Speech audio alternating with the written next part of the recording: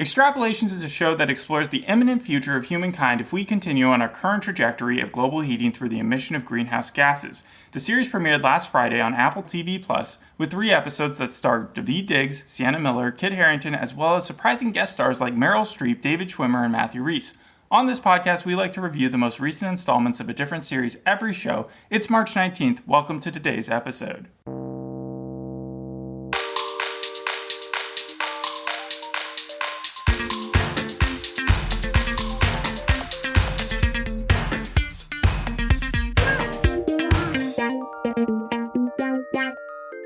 I have a game here. There are 4 statements, and they're all about the TV show that you watch. I'd hope so. But one of them is true, and I want to see if you can guess which one the truth is. Just one is true. Yes, only one is true. All so right. The first statement is, creator Scott Z. Burns worked as an oil spill volunteer in Alaska and worked in a center cleaning otters. Who's Scott Z. Burns? He's the creator of the show. Okay, gotcha. The second one is, he is a producer, this is again Scott Z. Burns, for the upcoming prequel Dune entitled Dune: The Brotherhood. Are these all about Scott Z. Burns?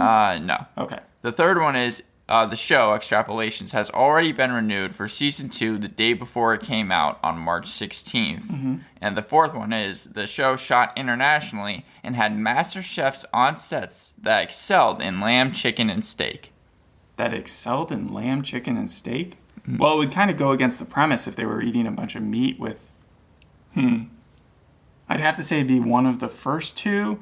Can you run down those again? Yes, creator Scott Z. Burns worked as an oil spill volunteer in Alaska and worked in a center cleaning otters. And then the second one about Scott Z. Burns for the Okay, one. I'll say it's one. Just for That's the truth? Yeah. Yeah, okay, you got that correct. Cool. He soon learned that Exxon created the center and that a lot of the otters didn't even come to the place that was being oiled strictly there to be performative. In fact, that was in his 20s. It kind of drove him to really become a climate activist. He was a producer even for An Inconvenient Truth. The second one is, it's actually not entitled Dune: The Brotherhood. It's Dune: The Sisterhood, but he is going to be a producer for the prequel on that. Mm-hmm. The show, was not renewed for a second season. It's only supposed to be a limited series anyways. Okay. And then the fourth one, it was obviously fake, with the subject matter that they stayed sustainable on set, reducing travel, really only shooting in New York, vegetarian and vegan meals, and cutting out single-use plastics on set as well. Did you know what the show was before heading into it, research-wise? No. Okay, neither did I. So I thought I would start this episode off with an extrapolation as to what I thought the TV show was based on the limited amount of facts that I had, which was the cover and the 3 main stars.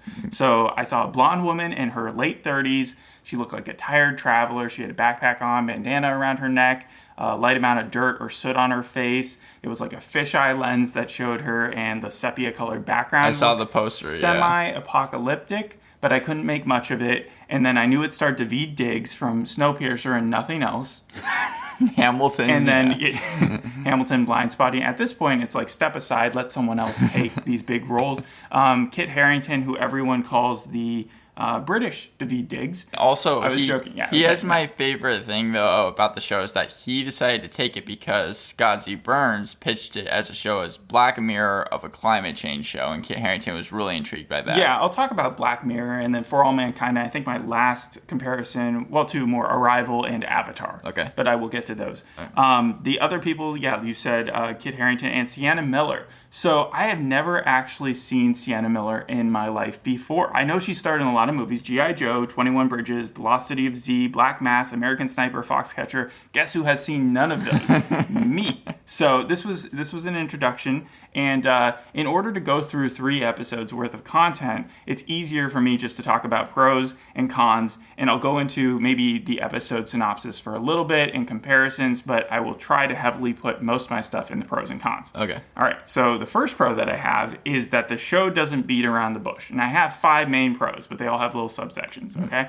The premise is climate change, and the message is climate change, and it never diverts from that. So in the first episode, it takes place in 2037, 14 years in the future, during the UN's annual climate change conference at COP42 in Tel Aviv. The last COP conference was in, I think, November in Egypt, and it was COP27.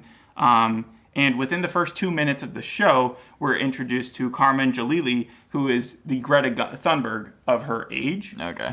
So you've got this huge protest going outside the UN annual climate change conference, and she's the one leading it. She's doing it via huge holograms, so they perfected holograms in the future. And as one might extrapolate, climate change has only gotten worse since now. Sorry, but I just wanted to ask really quick about the technology in this show. It's obviously in the future. Did any of the technology seem like it was too recent, like that couldn't happen by 2037? Yes, yeah. One of my main my main cons is the future tech, because there are some things we are asked to believe happen in 20-some years that just seem infeasible, the most of which is decoding language of animals so that we are now able to speak to whales and dogs and orangutans and wolves.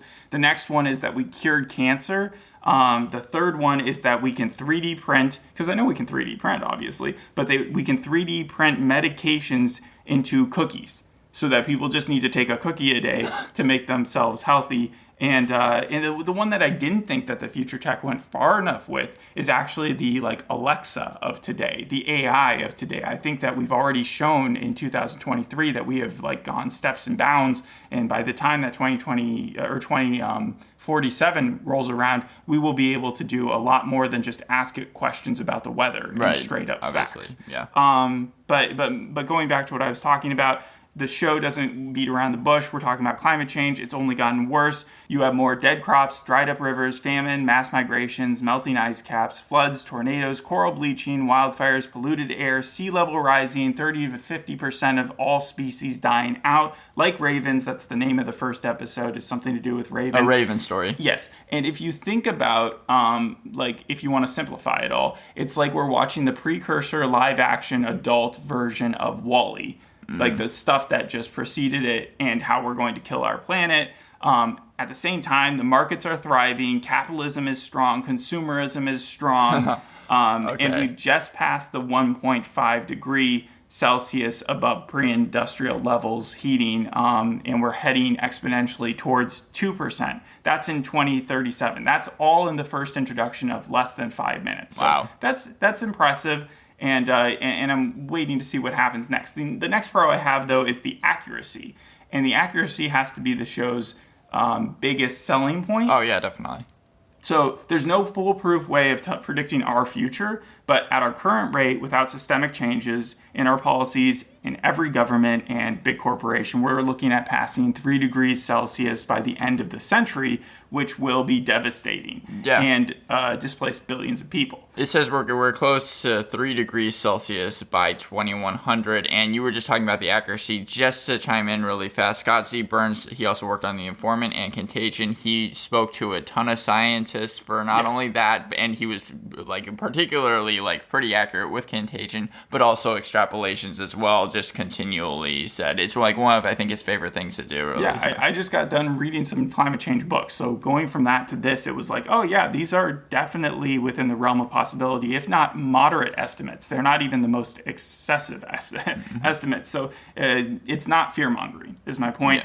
Yeah. It's projected that we're even going to hit 1.5 degrees by 2030 and not 2037. So, and we're also going to hit 9 billion people, yes, in 2037, and they talk about that there. By 2047, which is the episode 2 and episode 3, I think episode 2 is actually 2046, but who cares? 1.8 is where we're at, and again, that's a moderate estimate. Furthermore, the show does not sugarcoat how corporations in high-income countries, which are obviously the most responsible for this problem, have controlled the narrative. They've lied, and they will continue to extort developing countries whose people are facing some of the worst effects of climate change. So if you're aware how the southern countries in the world tend to face the worst climate disasters versus the northern ones, and the northern ones tend to also be the most affluent. So it's sad that they are the ones taking advantage and the people who have to deal with it. Well, in this first episode, that comes into fruition because you're talking about places like Palestine or the Middle East, where they are suffering huge water droughts and they need that water. And because they are so desperate, they trade away their futures to these bigger countries or these bigger companies in exchange for things like desalinization. It also shows the example of people putting all their eggs into one basket, betting on future tech to save them in the last second. That reminded me a lot of Don't Look Up, which I wasn't a huge fan of that movie. However, there is that corny realization at the end where everybody's like, oh, we shouldn't have trusted the billionaire who's going to launch a bunch of space objects, or what are they called, like the space robots, and then they're just going to break up there when they're trying to destroy an asteroid. That's basically what happens here. Everybody is betting on carbon capture, ocean plastic removal, pumping aerosols into the air to block the sun, biomass burning as if that's magically going to be carbon neutral, and those are all basically pipe dreams. Like we've already learned that there's no way of feasibly implementing those at the scale that we need to do them at in order to actually save the problem. So that was approached, and then also we have companies that are saying, like, this is Menagerie 2100, that they're just going to take the species DNA, and it's like, who cares if they die off? We'll just save their DNA and we'll bring them back when the world's great. Well, when's the world going to be great? De-extinction, and also that's based on things that are actually happening. I know that companies have tried to bring back things like the dodo bird, dodo-like creatures. And the mammoth. Woolly mammoth, yeah. Yeah, but it reminds me of like 100 years ago where people were like, you know what, just cut off my head when I die and then you can reanimate me later. Like, I understand that the technology exists, but when do you think later is going to be? From what we see, climate change isn't going to stop anytime soon. It's going to be thousands of years. You bring the species back, they're not going to just naturally come back in like the load that they need to. Like, they're not going to be able to survive the conditions of the environment. Another cool thing was that they bring up vaccines in a passing comment in the first episode, and they talk about how dengue has broken out. And not only dengue, but like Lyme disease, West Nile, the plague, you name it. Like everything, disease will spread faster in a warmer climate. That's just well known, as well as it'll be a breeding ground for mosquitoes. So they approach all that. And then there'll be new health conditions like this thing called summer heart, which Becca's son in the second episode has because of the air quality. And it all just looks very, very bleak. The third pro I have is for the future tech itself. I know I already said my negatives for it, but there are some cool stuff. There's VR glasses, augmented reality. I think that's definitely believable for 20-some years from now. iPads, iPhones that have holographic capability. There's a man on Mars. So I mean, all that stuff was cool to hear. Do you remember what year the man on Mars was for all mankind? I remember that it was in like 91. Because what they did was and the cool thing about For All Mankind is that when they first started extrapolating from like a different point of view of what could have happened in the past in the 60s, right? Mm-hmm. They did a great job. Like, it all felt feasible. The storylines interconnected. Those first two seasons were pretty succinct and cool. But the third season is where I felt they kind of jumped the shark, and that it just totally went crazy. Like, they went too far. This I kind of felt differently about. The first episode was like, okay, you're showing me a lot of facts of what we know is probably or possibly going to happen around the corner. But like 2047 is where it felt like they were really getting personal with it, and I felt like this episodes got better. Episode 2 to me was by far the best. But yeah, my last remaining pros are that there were the guest stars who showed up. You had Mathew Rhys in the first one from Cocaine Bear most recently, but he's also working on Perry Mason. Guy's super busy. You could tell he was having a great time. He gets killed by a walrus. He's wearing fake teeth. He's like playing. He gets killed by a walrus. Yes, and he's like the most evil, snarky villain that you can have in that first episode.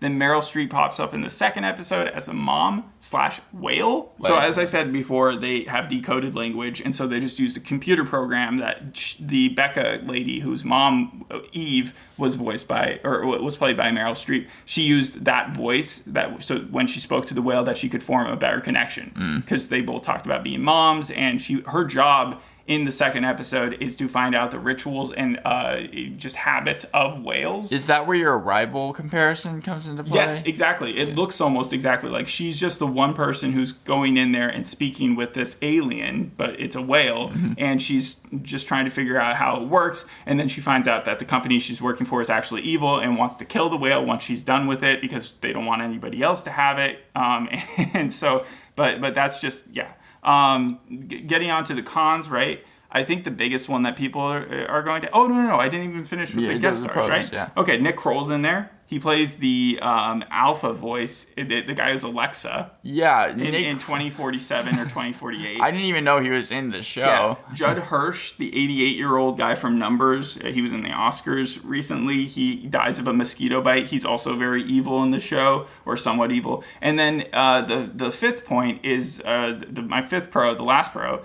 is Daveed Diggs. Whenever you get to see him pull off his theater chops, he gets this dream sequence where he's singing in the rain. Oh, of course. Okay, so that's because his temple is flooding. I saw people on Reddit, like, they kept on having the lyrics for Singing in the Rain. I was like, why is this popping up in this episode thread? It made the third episode much better, because the third episode was kind of not a bore, but it was definitely a step back from the second episode. Is that the David Schwimmer one, the third episode? It is, yeah. And he plays a guy named Harris, and Harris is evil, but his daughter is good. Okay, so for the main con that I think that people will all jump aboard is that the show is super preachy.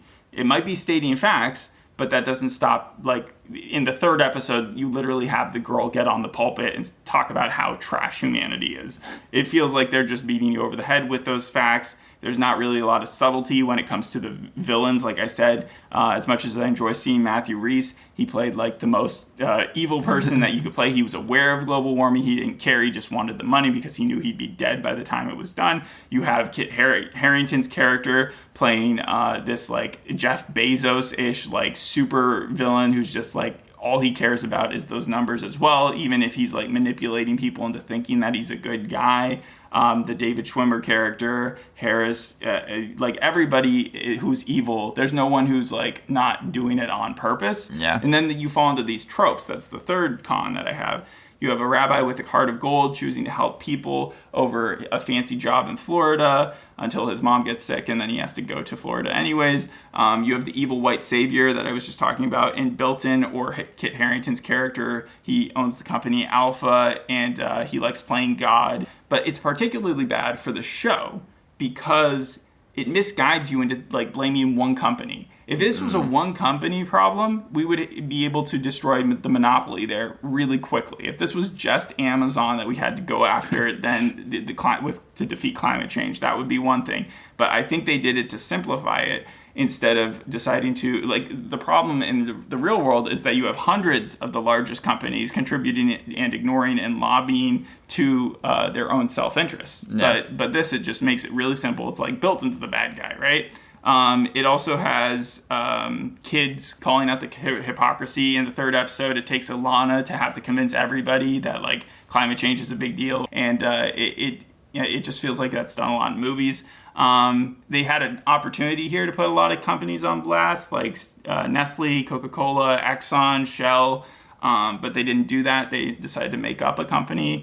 And then in the first episode, there really was no plot. It felt like they were introducing some possibly interesting characters, but overall the story is like, this might be the future, and that was all I got. Yeah. And then the sixth con that I had was, why do we only, and this is my biggest con, is why do we only see the point of view of people with affluent lifestyles in the future? So they're talking all about like the travesty and the tragic things that are happening across the world, and you're seeing them impact these people slightly. Because they live in these giant mansions and they're so sad about it, but they're all rich. And even Becca, who like is the most sentimental, or the person that you would feel the worst for, she has her own private helicopter that she can fly anywhere in the world at any time, and she has a very rich lifestyle. And her husband was like he was at the UN conference in the first episode. It just didn't make sense because all the stories we've seen are people who have the means to survive this, and we only ever see like tiny little clips of people who are really hurting. Yeah, I mean, so that felt ridiculous. I know what you're saying. I just want to point out, you were talking about kind of the Florida storyline. That was episode 3, right? Yeah. So Miami is sinking. Miami-Dade County. Yeah, Miami is facing 2 or more feet of sea level rise by 2060 and around 6 feet by 2100, and it only sits about 6 feet from the sea level, which the population for that is like 877,000 people. So I agree, even though I didn't see the show, if they were to focus on that. Yeah, do you want me to talk about what happens in the third episode? Yeah, go ahead. So you have Zucker, who is Daveed Diggs' character. He has decided to take the job in Florida because his mom almost died in the first episode. So this is 9 years later. He's trying to save the temple there by appealing to the state to preserve it as part of their zoning restrictions. So he's the rabbi you were talking about, yeah. Yeah, he's the rabbi, and he fails at doing that because the zoning department has so much going on, and they are also getting their palms greased by other people. Like, the funny joke in the first scene is that when he walks in to show off his PowerPoint, there's a preacher walking out for a different for congregation or whatever, and he has a bunch of kids with him, and Zucker looks at the priest and says, "Really, kids?" And it's like, and so yeah, he doesn't try to use any means to get ahead, and that's what screws him over. And later on, Harris's family joins the Goldblatts, join the temple, and that's the daughter who is so like, why is God doing this to us? So I think the title of the episode is the fifth question, as in like Passover. Well, this is the fifth question, like why is God putting us through all this, all these different trials? And then the comeback to that was like, why isn't God stopping it, is your real question. And then by the end of the episode, it's really telling because everybody ends up homeless in Tallahassee because of a storm. Stanley, they do save the Torahs. The Rabbi Zucker is able to save the Torahs in kind of a ridiculous scene where he's running out in the rain with them, and I think they would get soaked. Yeah. But it didn't matter. Even with the raincoat, apparently that was enough to shield them. And he ends up with Alana at the end. Her dad is in jail, so all the evil people get like thrown away. That's another trope. Or die, because Judd Hirsch dies of a mosquito bite, like I said. And she asks again, like, so why is God doing this? And he says, well, Moses asked the same question, and God basically said, it's because I'm God and you wouldn't understand because you're a little peon of a human. And the way I see, and there's like this big pause, and then he says, but the way I see it is that it's on us, like, to do better. And then he starts humming Singing in the Rain, and she hums it too, and it's kind of a cute moment to end off the third episode. I still would think that it's more of a spiritual episode. It's more of a question of faith in the third episode. I would give it a 6, probably the weakest of the bunch. The show was inspired by the show Decalogue, and Decalogue, each episode focused on one of the different commandments of the 10 Commandments. And also the third episode was actually directed by someone different who's worked a lot with Channing Tatum, Magic Mike, Side Effects, Magic Mike XXL, Logan Lucky, and Dog were all things that they produced, as well as executively producing the Nick. But you go with episode 2 and episode 1 rating if you have those. Yeah, so episode 2, I would say it got better as it went on, to the point where it was like an 8 by the end, just because it was sad, and like it actually resonated, despite the fact that you had to get over the main character having so much ability in such a strange world, like in a world, but she was taking care of her kid. And then the first episode I just gave a 7 because there's just a lot of facts there which people should be aware of, but the plot wasn't there. Overall, I would give the show probably a 7. Yeah. Okay, yeah, there'll be 8 episodes, and it was initially greenlit for 10. Filming began October 2021 in New York City under the working title Gaia, G-A-I-A. Gaia? Gaia, yeah. And also, apparently, the costuming department that used a lot of dry cleaning, which like 99% of sets don't use, but that's supposed to help energy. When getting into the reviews, I want to point out something really fast. A lot of movies that kind of focus on either climate change or Dark Water or whatever that one was called with Mark Ruffalo. I have here Don't Look Up and Silent Night, but also shows that have kind of like one-off episodes but have like huge casts in them, such as like Solos, Well, Solos, I saw that one episode of, and it wasn't as concentrating as, like, that was the Anne Hathaway one. Anne Hathaway one, but you also have things like Modern Love. I guess I realize that there's kind of this pattern going on. Look, Don't Look Up has 56%, Solos 45%. These are Rotten Tomatoes. But those were tangentially, like, talking about climate change. Like, the most of the story was about something else. This, it was, like, 100%. All about climate change. Yeah, I understand. I'm just saying there's a pattern. Like The Day After Tomorrow, 45% that dealt with kind of climate change. Again, that was like a Michael Bay film. But like, you understand my point. It's the fact that like even The Day After the Earth Stood Still. I think a lot 20%. Of it has to do with the cynicism of seeing like these uber famous rich actors taking on roles that like they know that like it's nice that they're talking about the avocados taking up too much water, but at the same time, if they really wanted to change their lifestyle, they could like do that. They could spend the money to do that. The Washington Post said something of kind of how I feel about it. They said climate change has historically seemed too diffuse, too scientific and too political to translate into a successful feature film or TV series. I don't think they set out when they did Day After Tomorrow to show you climate change. I think that was more just supposed to be an apocalyptic movie. Just as with Solos, I feel like that was made out of entertainment. The episode I watched, she was literally just arguing with future versions of herself about like what she wanted to do with her life. Solos and Modern Love comparison that I was making was more because of the like cast and how they were able to get such big actors for like every single episode rather than the actual thing. I understand it can be difficult to talk about things like it can feel like you're just reading a textbook after a while.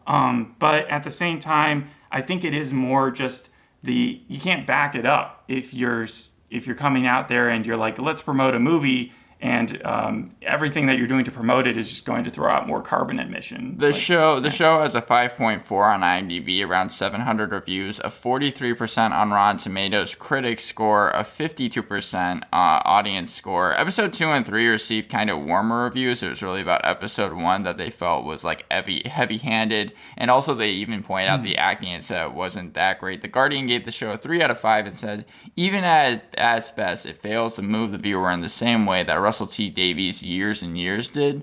That show came out, I think, like in 2019. And then Pop Culture magazine gave it a negative review, saying they liked the acting, but said the message overpowered the narrative, ending their review calling it a real disappointment. Well, I will compare it to Black Mirror, but it actually feels more realistic than what Black Mirror was like a parable, telling you every time, like, this could be the ramifications if tech goes wrong. Yeah. But this is like, if just things continue as they are.